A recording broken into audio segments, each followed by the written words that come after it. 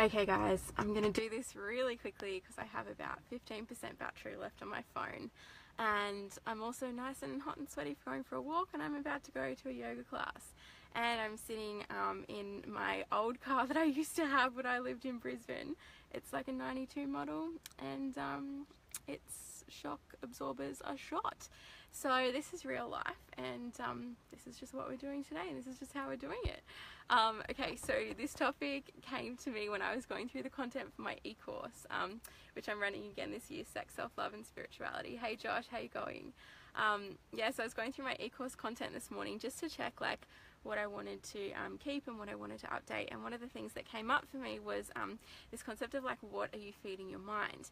Now, I don't know if you've ever heard the analogy of the two wolves. So I think, don't quote me on this, but I think it's a Native American Indian like parable or tale that they used to tell, and it's like a father's telling his son about there's these two wolves that live inside your mind, and one is anger and jealousy and greed and fear and all these negative emotions, and then one is love and innocence and kindness and generosity. And the father was telling the son about the battle that these two wolves have for dominance over the mind, and the son was asking, well, how do we know which one wins? And the father just looked at him and said, the one that you feed.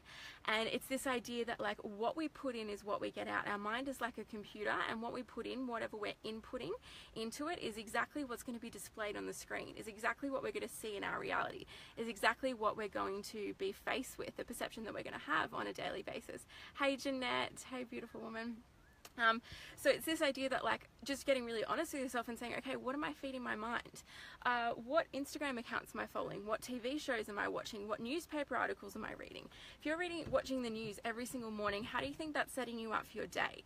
If the first thing that you see in the morning when you turn on your TV, the first thing that you do might be, you know, come out, go to the bathroom, whatever. There's people riding past, this is awkward.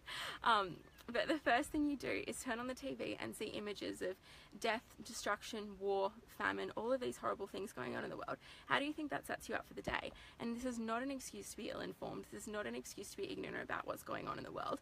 It's just about being really conscious about the information you consume, what state of mind you're in when you're consuming it, and how often you consume it as well. Your Instagram account, what kind of people are you following? I know this is especially common for a lot of young girls, myself included. You know, it's really tempting to follow all these amazing like Fitspo blogs, or it used to be, it's not really for me anymore, that post nothing but bikini photos and bikini selfies and photos of basically their abs, which is amazing, fantastic, love that they like work so hard for these bodies that they have, it's incredible. But if you're constantly feeding your mind with images of these women that look nothing like you, that have a lifestyle that is completely different to yours, that have goals and dreams and visions that are completely different to yours, and measuring yourself up against these women constantly, how do you think you're going to feel when you go into your day? How do you think you're going to feel when you go and look in the mirror? And then how do you think that decrease in your self-esteem and your self-confidence and your self-worth is going to play out in the decisions, in the way that you show up in the world and in your relationships? I don't read like gossip magazines anymore. I don't read like gossip websites like clickbait. All of that sort of stuff just doesn't appeal to me whatsoever. I know that it's all just absolute junk designed to make me feel like shit about myself, so I just cut it out of my life. I just don't read it. I just don't expose my mind to it anymore.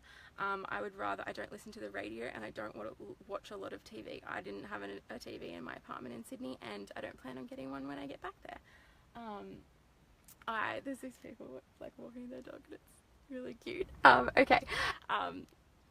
I don't own a TV, and I don't plan to have one. I don't watch a lot of mainstream media. If I want to watch like a TV show or something, I'll consciously choose what I want to watch, and then I'll stream it like on Netflix or online or on my laptop, whatever I want to do at the time. I don't listen to the radio.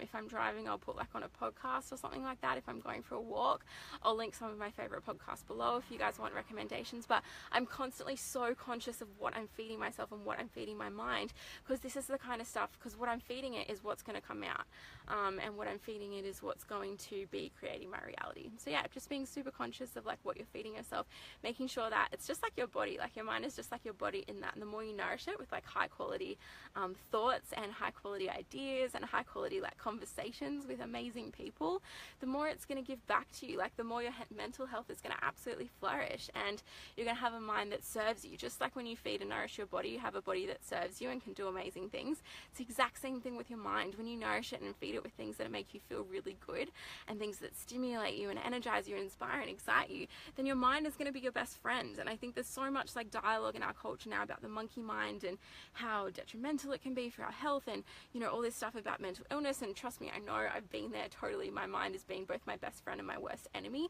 but I know for a fact that you can switch it around and that you can change it to being something that works for you rather than against you. And your mind is like at the service of your soul. It's not the other way around. So just thought I'd pop in and share that little tidbit this afternoon for my daily mentoring session. I'm off to yoga now, but I love you so much, and let me know, what are you feeding your mind with today? I can't wait to hear what your thoughts are in the comments below. All right, love you. Bye.